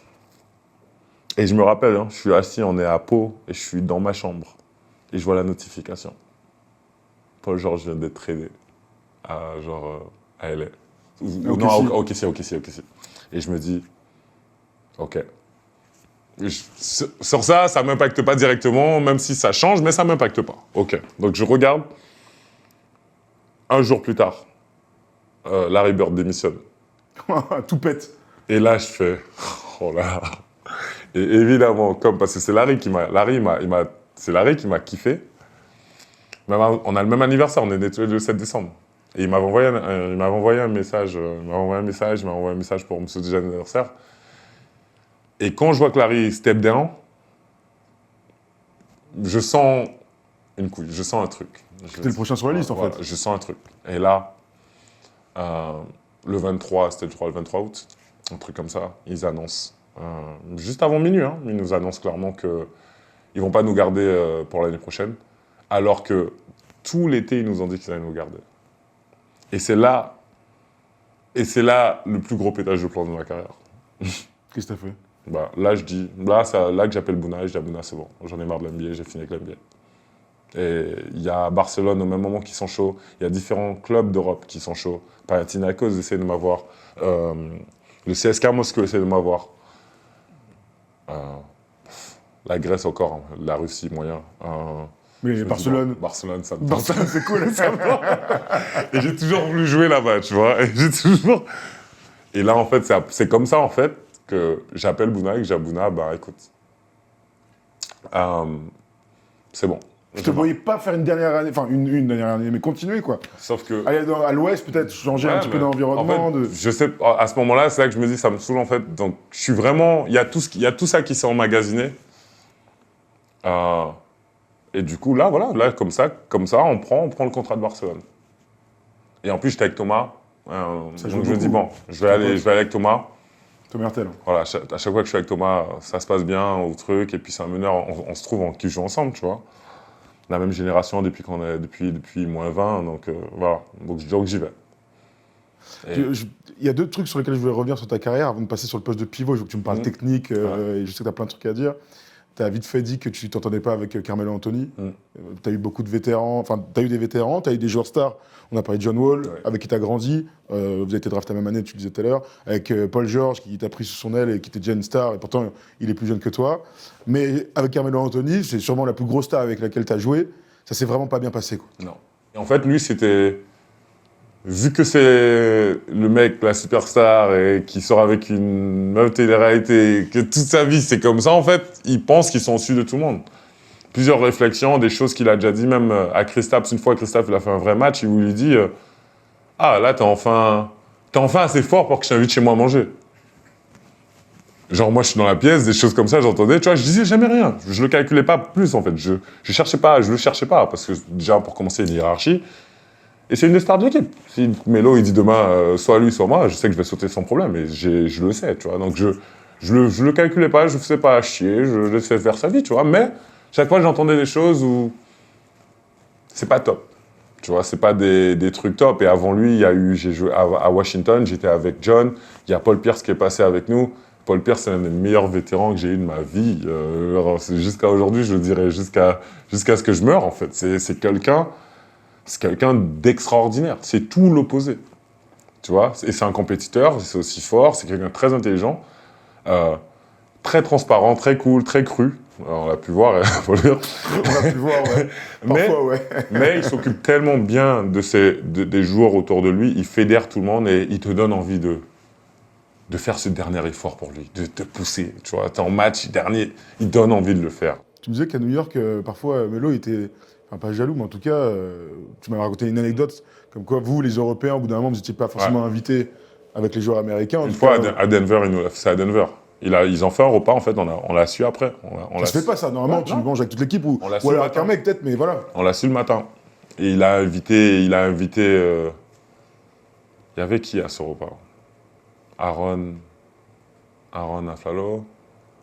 T'es là, je crois qu'il a invité Robin, il a invité Cal, il a invité Lance Galloway, Lance Thomas. Je crois que c'est tout.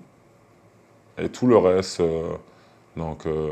Antetokounmpo, Porzingis, Vucevic, Lou Hamilton, tout le reste, on était tous... Lou Hamilton. Hamilton. Donc on était tous... ils nous ont pas invités. C'est le matin qu'on l'a découvert au shooting. Ils avaient un dîner le soir, tous entre eux. Donc nous, on restait un soir de plus à Denver. Tout ça s'est passé en 2 jours. Hein. On restait, donc le soir, on s'est dit, on va aller faire notre repas et on va faire notre truc, quoi. Sans vraiment embêter tout le monde. Sauf que le jour d'après, il était extrêmement vénère. Il était vénère parce qu'on ne l'a pas invité, alors je dis que le soir d'avant, il a fait son truc et pour lui, c'est tout à fait normal qu'il ne nous invite pas. Je ne sais pas pourquoi. Donc il y a plein de petits trucs comme ça, tu vois. On n'a jamais été au stade de se toucher, de se prendre, mais c'est arrivé plusieurs fois où on a dû nous séparer, où j'étais pas d'accord avec lui. J'étais l'un des seuls gars, en fait, et j'avais l'impression que dans l'atmosphère des Knicks, tout le monde, c'était des lèche-bottes, en fait. Il y avait beaucoup d'entre eux qui voulaient pas aller contre Melo. Donc du coup, moi, à chaque fois, j'étais un peu le rebelle de l'équipe où je disais les choses. Et à chaque fois, les autres, tout le monde était, tu vois, j'étais tout seul parce que personne voulait vraiment se mouiller alors qu'ils faisaient n'importe quoi. Tu vois, et c'est pour ça que moi, quand je vois des gens, j'aime pas parler en mal des gens, mais je dis la vérité, en fait. Et quand je vois qu'ils galèrent à trouver un contrat et que je vois qu'il n'y a aucun joueur avec qui il a joué qui vient et qui s'avance pour dire quelque chose, je sais pourquoi, ça veut tout dire. Ça veut tout dire. Après, les gens, ils font ce qu'ils veulent. Moi, j'étais à l'intérieur, je les fréquentais. Il y a des gens, ils le voient juste de l'extérieur, ils voient un joueur, ils voient des trucs, tu vois. C'est comme toi aujourd'hui avec Erwan et toute ton équipe. Tu es l'une des meilleures personnes à pouvoir connaître Erwan, en fait. Genre. Clairement, ouais. Donc, si tu dis des choses, plus tard, on va forcément écouter. Comme Erwan disait des choses, on va forcément écouter parce que vous vous êtes côtoyés. Et nous, bah, c'était ça, en fait. J'étais là et j'étais truc, et... sauf que c'est pas passé. Alors que c'est le seul mec, c'est l'un des seuls mecs. Après, il y a des mecs, c'est pas passé, mais c'est pas ces trucs-là. Ils t'apprennent, même Glenn Rice Jr., aujourd'hui, on se voit, on est cool, tu vois. Melo, après, je pense que oui. Mais en tout cas, oui, c'est pas passé. Et sa façon d'être, sa personne. Et moi, oui, je pense qu'il faudrait, même pour lui, pour sa vie de tous les jours, après, c'est leur réalité aux États-Unis. Quand t'as de l'argent, quand t'as la fame et t'as tout, ben, t'as tout. Et tout le monde est prêt à tout faire pour être autour de toi. Tous les joueurs NBA vivent dans une bulle. Moi, je m'en suis rendu compte vite que j'étais dans une bulle. Je me suis rendu compte que comment ça se fait que je suis à Cholet et je taffe et ok, d'accord, j'ai un truc. Les Français m'ont toujours montré de l'amour.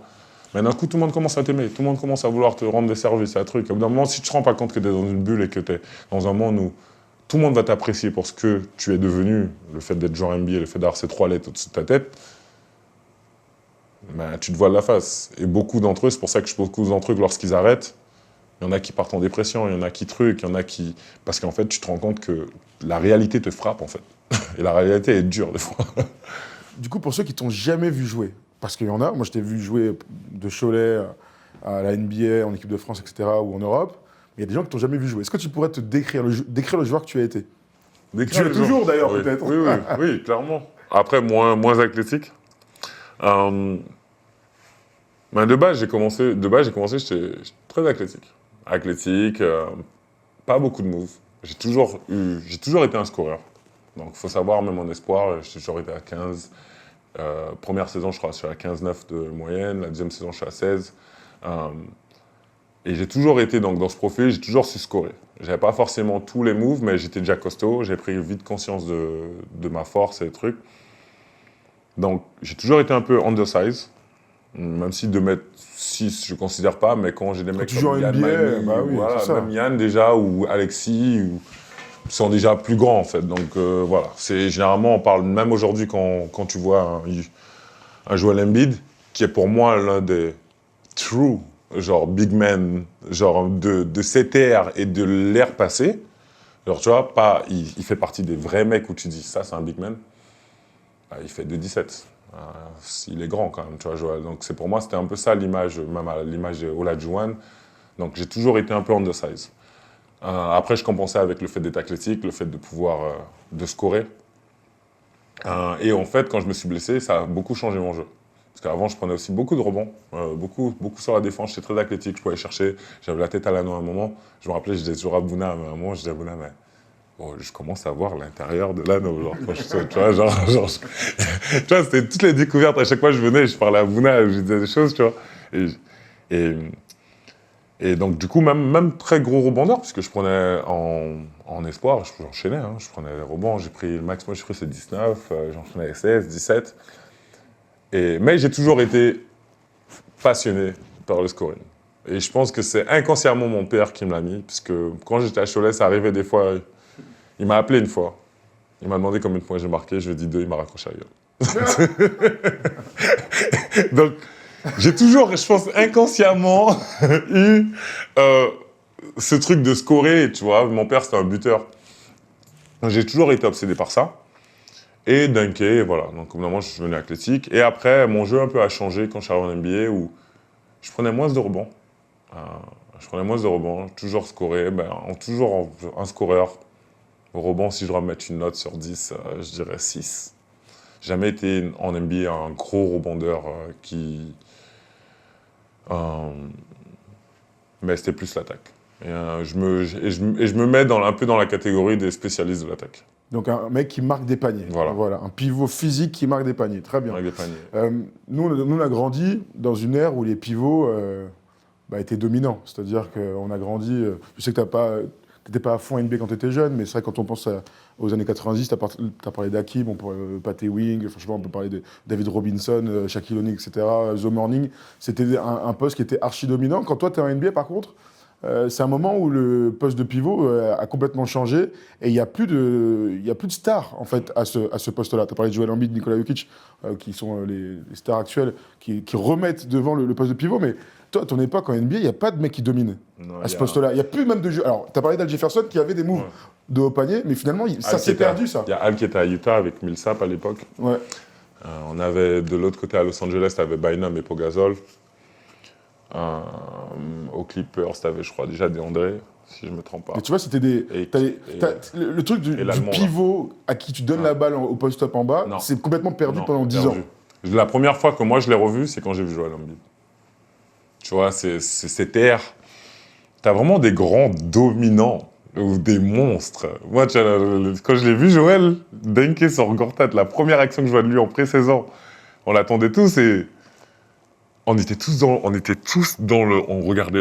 vestiaire, on était choqués, on a fait, mais quel monstre! Genre, vraiment, tu vois. Et donc, oui, l'air, ça se perdait. J'avais Javal, mais c'est pas des pivots. C'était pas des pivots avec des moves au poste. Non, l'air, en plus, c'est vrai qu'on est arrivé, 2010, il y a Shaq qui arrêtait. Et c'est vrai qu'on est arrivé vers une ère où le poste était un peu moyen. D'ailleurs, même dans cette ère-là, ils avaient enlevé le poste de pivot. Mais oui, c'était pour le All-Star Game, 2 petits et 3 ailiers grands. Voilà. On peut citer Brook Lopez qui a toujours eu des moves, en tout cas à l'époque des Nets, quand tu jouais contre lui, c'était toujours un attaquant. Mais je veux que tu me parles de l'évolution des pivots à qui on donnait la balle en bas au rim runner. Donc au grand athlétique, tu parlais de DeAndre Jordan, c'est le meilleur exemple. Poste de pique, alley-oop, contre en défense. C'est devenu en fait l'archétype du poste. Ouais, c'est devenu ça, parce que c'est vrai, quand je suis arrivé avec... j'avais toujours eu l'image où, pour moi, un big ou même un all-star big, c'est quelqu'un qui tient la balle à l'intérieur, il y a deux. Iglos, tous ces gars-là, et j'avais toujours eu cette image un peu. Et c'est vrai qu'au fur et à mesure, ça a évolué. On a vu le jeu s'accélérer, on a vu des choses... on a vu que les big men commençaient... Moi, j'ai pas vraiment... Je l'ai vu, mais je l'ai pas subi. Parce que toutes mes années en NBA, vu que j'étais un joueur avec des moves, les coachs m'ont toujours fait confiance et m'ont toujours mis... dès que j'étais sur le terrain, en tout cas, soit je jouais pas tout court, mais dès que j'étais sur le terrain, j'avais toujours une option, j'avais toujours mes systèmes. Et à Washington, on a su garder un jeu, et après à New York, ça a changé. Mais c'est vrai qu'on a vu... La première fois, je pense que j'ai commencé à voir le jeu changer, c'est en 2014. Ouais, c'est-à-dire qu'il y avait moins d'équipes qui... Moins d'équipes. Ouais. J'ai vu beaucoup moins de bigs. Quand j'ai joué contre, par exemple, c'est quand j'ai vu David Lee a signé aux Warriors. Et ils n'avaient pas de bigs. Au début, ils avaient Zaza Pachulia. Ouais. Il y a Bogut qui est arrivé avec Montavious. Voilà. Et en fait, ils ont commencé à jouer. Bogut, que moi j'avais vu aux Bucks, qui était capable de scorer et de te mettre un nid, je l'ai vu changer son jeu, où il commençait à protéger. C'était beaucoup les extérieurs qui jouaient. Et c'est lui qui m'a fait... J'ai dit, mais... Moi, au début, je ne me suis pas dit que c'était un changement d'arrêt. Je ne comprenais pas ce qui se passait, mais je l'ai vu. Mais je me suis demandé pourquoi il a fait le sacrifice de sacrifier son jeu. En gros, comme ça, quoi. Pourquoi il veut plus. Maintenant, il pose des écrans, il roule, il a des actions, mais il n'a plus beaucoup de ballons au poste. Il est à l'intérieur, mais il est vraiment dans un rôle de... Là, il passe la balle, il crée des trucs pour les mecs. Mais il n'est pas forcément le beau gosse que j'ai connu au Bucks ou truc, tu vois, numéro 1 de la draft. Comment je l'explique, ça, ce changement d'air, du coup C'est parce qu'il y avait moins de bons pivots capables de le faire, ou est-ce que c'est vraiment... je sais pas... Non, il y en avait encore. Il y en avait encore dans tous les sens. C'est juste que, en fait, les Warriors ont commencé cette année. Et à partir de là, l'année où je suis au Knicks, on ne le voit pas. On sent, on perd quand on se prend des tôles par là. Mais le jeu n'a pas encore changé. Et je crois qu'il gagne. Il gagne encore, c'est les Warriors qui gagnent. En 2015, ouais. Et après ça, quand j'arrive à Indiana, on est rentré dedans. Alors comment ça... Le coach, il parle que de ça. Ouais, d'accord. Il parle que de ça. Il nous parle d'augmenter le nombre de possessions. Le nombre de shoots à 3 points. Et en plus, on est dans une ère où les gens ne savent pas encore comment faire. Tout le monde veut jouer small. Tout le monde n'a pas les joueurs pour jouer small. Et tout le monde ne sait pas comment jouer small. C'est vraiment l'image de copier la vision des Warriors sans vraiment juste copier leur procédé, mais pas la vision vraiment, pas savoir qu'est-ce qui fait que ça marche autant. Et du coup, on commence à voir. Et les big men commencent à disparaître. disparaître. Donc tout est vraiment dirigé vers l'extérieur. Vers l'extérieur. Les joueurs extérieurs, Voilà. mais aussi, toi, tu me parles de changer d'un pick and roll. Donc plutôt que d'aller vers le cercle, on va te demander d'aller à l'extérieur pour prendre un tir ou en tout cas ouvrir la raquette, quoi. C'est ça. Et vite. Et en fait, moi, je vais pas mentir, hein, j'ai trouvé ça bancal. Parce qu'au début, c'est les débuts, en fait. Et tout le monde essaye. C'est une nouvelle mode qui arrive, tout le monde essaye, mais tout le monde n'est pas forcément calé sur le sujet. Donc, du coup, nous, on trouvait ça bancal. Il y a des choses qui n'étaient pas basket, sauf que moi, je me suis juste dit que c'est pas basket, mais justement, c'est ça le truc. C'est en train de changer. Le basket est en train de changer. Donc, le basket que j'ai connu n'est plus basket.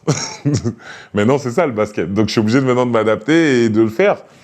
Et on a commencé à faire ça. Donc, du coup, on a commencé à changer, à prendre plus de possession. Il allait plus encourager un mec qui arrive et en contre-attaque, pull-up à 3 points. Et alors qu'avant, on te disait, regarde le big à l'intérieur. Donc, du coup, les bigs, voilà, quand tu as un rebond, si tu essayes, on te fait croire que les 2 points à mi-distance, à mid-range, c'est plus bon. Jusqu'à ce que des Rosen les remettent encore. Ou des Devin Booker. Voilà, Devin Booker, on te dit que c'est plus bon et que même moi qui shootais beaucoup dans cette zone, en fait, que c'est plus ça, il y a mieux à faire, peut-être aller explorer plus, aller poser peut-être main à main avec l'extérieur, écran, peut-être qu'il peut prendre un 3, un truc comme ça. Et c'était que ça. Et donc, à partir de là, j'ai commencé à sentir que c'était différent. Et après, je suis parti. Je pense que si t'étais né 10 ans plus tard, tu aurais été un grand costaud physique, etc. Mais tu aurais eu un shoot à 3 points vachement plus développé aussi. Ouais, mais naturellement. Je shoot à 3. Je sais que tu shootes à 3 points, mais en tout cas, on t'a pas vu en NBA être capable de. J'ai toujours eu, d'ailleurs, John Wall m'a toujours demandé pourquoi tu shootes pas. C'est vrai que tu shootes à mi-distance, je te vois plein de fois à mi-distance, mais très très peu à 3 points. Mais c'est à cause de. Je pense que c'est à cause de Randy. Parce qu'en fait, quand j'arrive et j'ai la période où je commence à taffer, je me lâche. Donc du coup, je commence à tenter plus de choses. Je shoot à 3. Mais à l'époque, c'est encore mal vu les bigs qui shootent à 3. Ce que j'aimais bien avec Flip, il a totalement enlevé, Randy l'a totalement enlevé, c'est que Flip, quand on est arrivé au début de saison, on n'a fait qu'une saison, on est arrivé, il a dit à tout le monde, vous avez un test de shoot à faire. Si vous passez ce test, vous pouvez shooter à 3 points. Et dans certaines conditions. Donc si vous ne le passez pas, et moi, je n'avais pas eu le droit de le passer. Tu vois, et derrière, plein de choses, hein. Même mon dribble, je sais dribbler, ça m'arrive. J'arrive, bam, je dribble, je passe la balle dans les jambes, je shoot sans... Et il pète un câble. Genre, il pète un câble. J'ai dit d'arrêter de faire ça, nanana. Donc du coup, je me suis toujours cantonné à être dans le rôle du mec qui fait ce qu'on lui demande, tu vois, surtout que j'avais pas ce privilège de pouvoir juste faire ce que je voulais, donc c'est vrai que je me suis toujours limité à jouer d'une façon, mais en vérité, oui, je shoot à 3. Aujourd'hui, je m'entraîne, que ce soit avec les différentes équipes pro que je me suis entraîné ou fait des trucs, je shoot en fait. Et tout le monde se dit, mais shoot, mais oui, c'est pas d'aujourd'hui. Et alors justement, c'est bien que c'est vers là qu'on tend. C'est quoi le futur du poste de pivot en NBA? Je pense que c'est Victor Wembanyama. Si je peux pas... En fait, tu peux pas mieux décrire le futur que... Pour le matérialiser, c'est lui en fait. C'est ce qu'il fait. Et encore, moi je soupçonne, je pense qu'il y a une génération qui est en train d'arriver où tout le monde va être grand en fait. Et que je pense que même à une certaine taille, tu ne pourras pas accéder à l'NBA. Je pense qu'à un moment, tous les meneurs feront 2 mètres. Si t'as pas... Et juste des critères physiques comme ça, si tu n'as pas ces critères, même en faisant 1m92 en étant le meilleur, tu ne pourras pas forcément accéder à l'NBA. Et donc les bigs seront encore plus grands. Je pense qu'on va avoir des grands de 2m20, 2m25 qui bougent comme ça, comme Victor, comme un Jokic qui passe. Il n'y aura plus de limite. Je pense qu'à un moment, on va arriver à un basket où il n'y aura pas de limite en fait. Si ton grand est capable de mener la balle, il va monter la balle et il va le faire en fait. Parle-moi de Victor alors, petit peu. Parle-moi un peu de Victor. Comment tu te projettes avec lui? Il sera numéro 1 de draft au moment où on tourne, il n'a pas encore été sélectionné. On ne sait pas dans quelle équipe il ira non plus. On est tous impressionnés de le voir jouer, évoluer par sa taille, etc. Toi aussi, pour toi, c'est un ovni de fou, quoi. Oui. Et j'ai eu la chance de m'entraîner quelques fois avec le Valois. Donc, du coup, j'ai pu voir, j'ai fait différents clubs à Paris, Paris Basket aussi. Donc, je me suis entraîné un peu avec Paris et le Valois.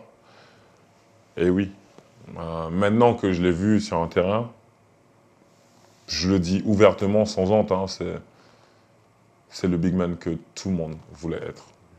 Que ce soit Alexis, qui est arrivé peut-être trop tôt. Je pense qu'à un moment, Alexis Ajinça, on a tous voulu être comme lui, en fait. Parce que cette liberté qu'il a dans le jeu, au-delà de ses qualités, la liberté qu'il a, et parce qu'il peut assumer cette liberté, je pense qu'on a tous voulu. J'ai toujours vu, je peux te citer du début de ma carrière j'ai toujours vu un big essayer de partir en contre-attaque et de pousser, de faire des coast-to-coast. Que ce soit Mathias Le Sort, que ce soit Néné, que ce soit Javal Magui, plusieurs. Lui, je l'ai vu faire plein de fois. J'ai toujours vu un big faire ça. J'ai toujours vu des bigs essayer de shooter à 3 points. Même des gars qui ne pouvaient pas shooter. Emeka Okafor, tous ces postes-là. J'ai toujours vu les mecs essayer. En fait, tous les grands ont toujours voulu être petits. De ce que moi je vois à chaque fois, on veut tous prendre des écrans, on veut tous mettre des crosses. Et en fait, c'est exactement ce qu'il fait en fait. Je vais pas appeler le gamin parce qu'il n'aime pas ça.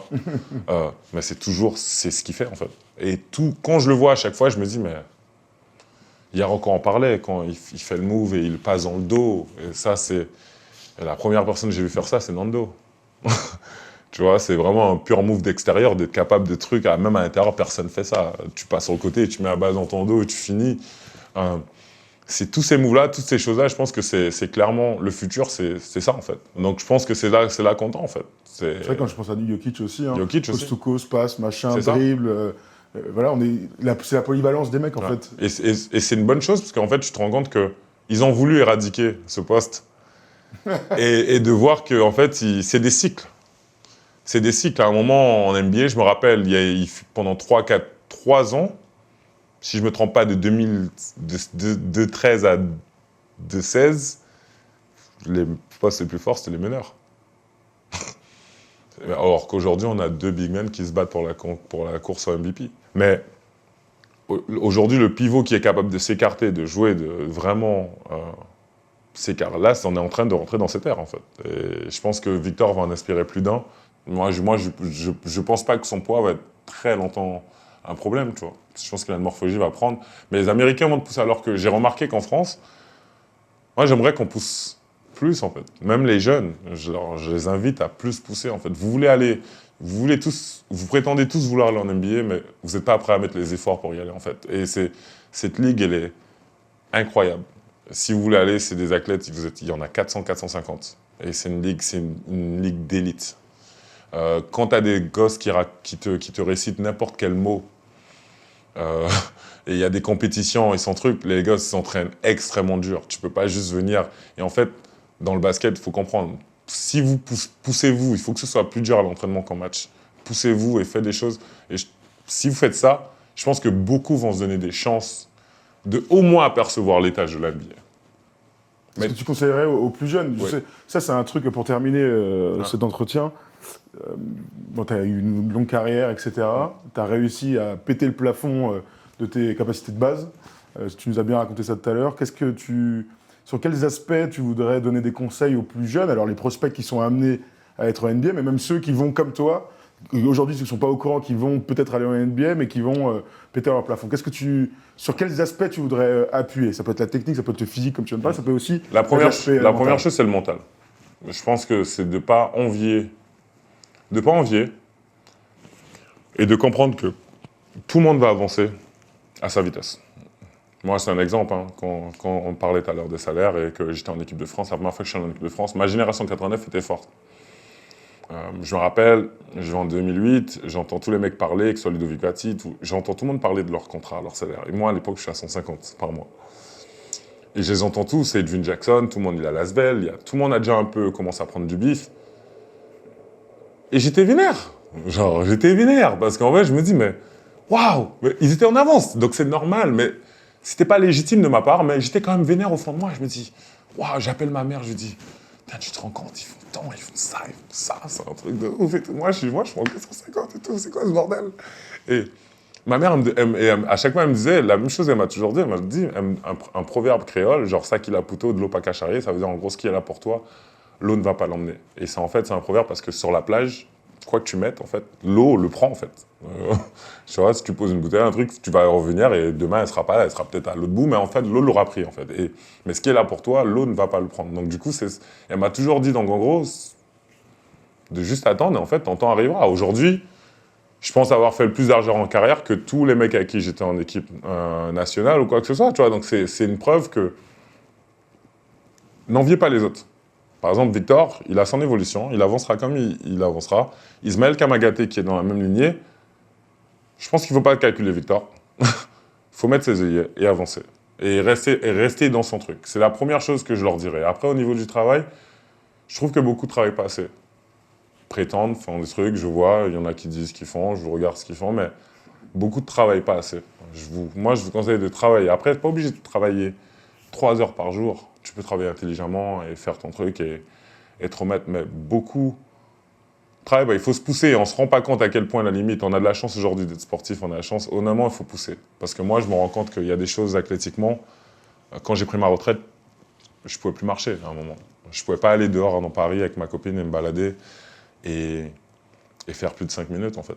Parce que mes jambes, je ne pouvais plus marcher. Je montais les escaliers, je galérais. Genre, j'ai dû vraiment, même quand j'ai recommencé à courir, recommencer à marcher, pas marcher, mais marcher vite, juste truc, je ne pouvais pas. Genre, on dirait un mec... T'as vu Forrest Gump quand il a T'as vu quand il a les trucs dans ses jambes? J'étais comme ça, en fait. Et les gens ne se rendent pas compte que je suis passé de très athlétique à rien. Je suis descendu à -10. Je ne pouvais plus marcher. J'étais chez moi, je galérais, je m'accrochais sur les barres et je me dis, mais comment j'ai pu arriver à ça, en fait? Sauf que c'est la vie, en fait. Et donc, c'est travailler. J'ai repris. Tu vois, c'était une motivation pour me remettre en forme dans la vie de tous les jours et pas être handicapé, pas être... Et donc, bosser. Et derrière, donc voilà, chacun restez dans votre chemin. Chacun aura son chemin. Chacun aura son moment pour broyer. Chacun aura son truc. Derrière ça, bossez comme vous pouvez. Et après, le dernier truc, vraiment, prenez du plaisir. Parce qu'on ne le voit pas. Ma carrière, elle est passée comme ça. J'ai l'impression que c'est hier encore que j'étais à Pau. J'arrivais pour ma première fois en équipe de France.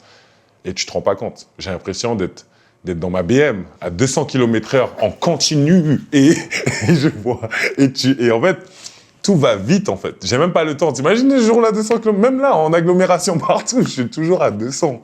Et c'est passé tellement vite. Et en fait, t'as pas le temps. Je parlais hier avec un ami, je lui disais que j'ai pas de photos avec mes parents sur un terrain de basket. Genre, j'ai pas de photos avec mon fils sur un terrain de basket. Genre, j'en ai en Guyane, mais professionnellement, quand j'étais dans le truc, comme moi je voyais, même à Barcelone, j'ai toujours cette image dans ma tête où mon fils vient, il court sur le terrain, et je le ramène juste à sa maman, au lieu de, à ce moment-là, j'étais avec Pessic, j'étais chaud, au lieu de juste le prendre et peut-être faire une ou deux photos et faire les choses, j'ai juste ramené à sa maman, j'ai fait un bisou, je l'ai ramené à sa maman, tu vois, et je me dis que j'ai pas pris le temps de certaines choses. Ça va trop vite, en fait. Et prenez du plaisir, en fait. C'est l'une des choses parce que c'est court. On a enfin un sport. Dans le sport, c'est l'un des seuls trucs où on te demande vraiment de sacrifier autant de choses pour que ça s'arrête à 40 ans. Dans le meilleur des cas. Hein? Dans le meilleur des cas. Dans le meilleur des cas. Ouais. Tu vois, moi, j'ai arrêté à 29. Donc, j'ai 11 ans, tu vois. Donc, je me dis que tu ne demandes pas à un médecin. Tu ne dis pas à un médecin, il fait 8 ans, 9 ans d'études et lorsqu'il va opérer, je sais pas si t'as les qualités. On va mettre lui qui a plus les qualités. Et toi, tu vas être en attendant, en replace, tu vas être sur le banc. Ben non, ça marche pas comme ça, en fait. Ils font leur truc, et après, ils ont chacun leur truc, on leur fait confiance et ils avancent dans leur vie. Alors que nous, non. C'est toujours remis en question. C'est toujours, est-ce qu'il a le niveau? Tu vas dans une nouvelle équipe, est-ce qu'il a le niveau? Est-ce qu'il a le niveau par rapport à lui? Par rapport à si? T'es toujours mis en compétition. Et en fait, tu fais plein de sacrifices. Moi, je quittais ma maison à 15 ans. Genre, tu fais plein de sacrifices, tu fais plein de choses, en fait, et au final, tu es toujours comme ça. Tu es toujours dans ce petit truc où des gens décident pour toi de ce que tu vas devenir, ce que tu devrais être, ce que tu dois être, tout ce que tu veux, en fait. Et c'est vrai qu'on n'a pas le temps de prendre notre pied, en fait. Même, je me dis, tu fais autant d'argent et j'ai pas pu m'amuser. Genre, j'ai pas réussi à vraiment m'amuser. Je sortais pas tant que ça, j'ai pas bu, je fume pas, je fais tous les trucs. Je me dis, mais c'est plein de choses où j'ai vraiment été dans ma carrière et en plus, il s'est passé vite. Donc, je leur dis vraiment, prenez votre pied, les gars, parce que ça va trop vite. Et il suffit d'un truc demain, il suffit d'un truc ou deux pour que ça s'arrête. En fait. Donc, voilà. Bah écoute, Kevin, c'était passionnant. Merci d'avoir parlé autant de temps, d'être allé aussi profondément dans les choses. C'était comme toujours passionnant. Moi, je le savais parce que je te connais, mais je trouve que c'était important que tu puisses raconter ton histoire et tes intuitions aussi à un public plus large et pas forcément des gens qui te connaissent du basket, pas forcément des gens qui te connaissent tout court. Et je suis sûr que tout le monde va trouver ça passionnant. Merci beaucoup, Kevin. Merci.